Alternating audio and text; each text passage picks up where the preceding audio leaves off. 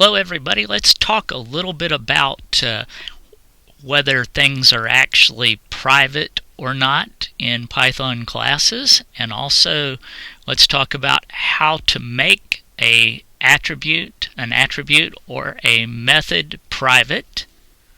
So here I am in Module 1. You can see Module 1.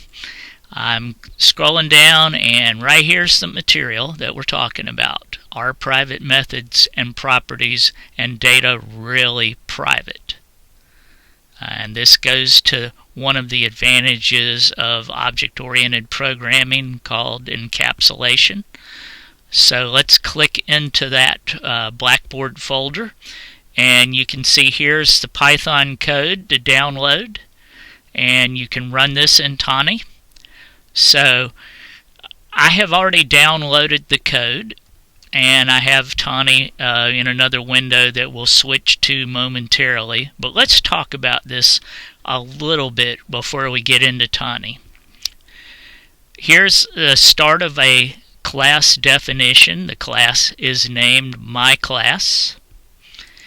From the other material that you've read, you should be able to pick out that this is the constructor for the class. It's going to get run automatically when we create an instance of this class. What's going on with the double underscore side up attribute or property that's being set to equal heads? Well, in Python, anytime you put two underscores in front of a method name or an attribute or property name, that makes it private. When we say private, that means we can't get to it except from inside the class. That goes back to the encapsulation advantage that we talked about. And this works pretty well most of the time, and probably 90, maybe 99% of the folks that use Python don't know that you can get to this private data from outside the class if you know what you're doing. The point of this particular lecture is to first let you know how to make something private, but then also to give you the backstory on it, that while it is mostly private, it's not 100% private from somebody that knows what they're doing. Okay, so here is a method definition for our class. Notice it's indented under myClass, just like the constructor was. This is a public method. Why do we know it's public? Because it doesn't have two double underscores in front of its name.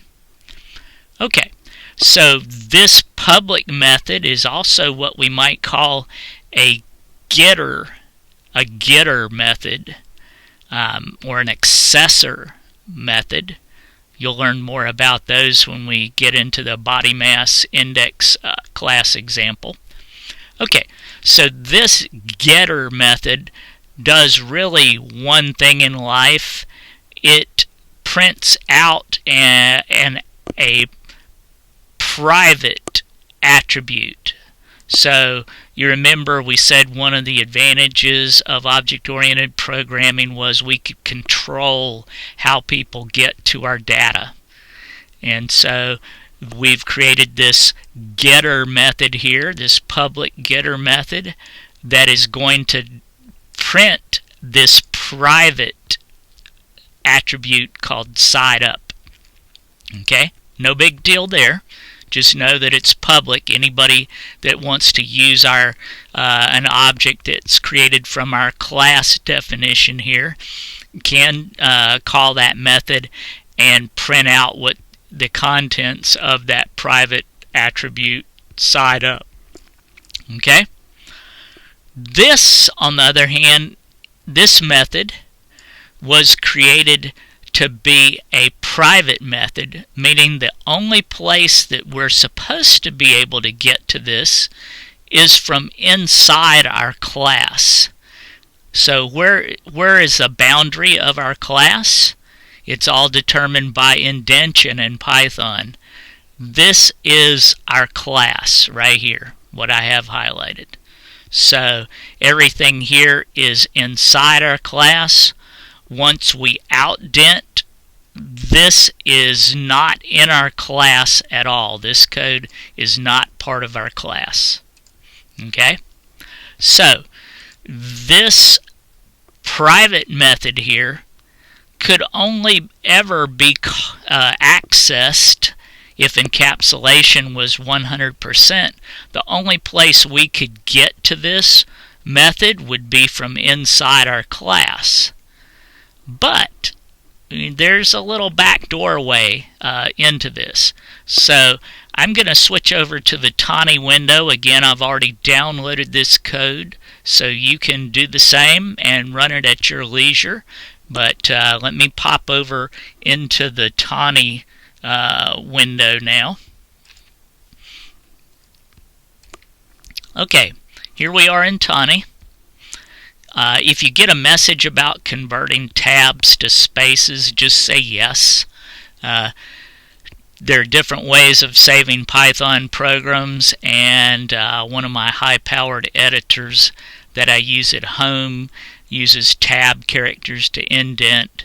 The Tani editor that we use here at the college uses spaces to indent. So when it sees a file that has tab characters in it, it likes to convert them to spaces. So if you get that message, just say yes. Okay, so you can see that we have our class definition here. If you'll recall, this if statement here is just to allow us to import this into another program, and if we did import this Python file into another Python program, this stuff that's indented under this if statement would not run. And that's what we want. We don't want this code to run if we're going to import this program into another Python program to use this class. Okay, so first thing it does is it creates an instance of the my class named test, and then it calls the public method, which when that happens we should see this print public method and side up contains. Okay, now next what it's going to do is it's going to call this mangled version. It's going to actually set this private property to tails. Now, how do we know that we can do that?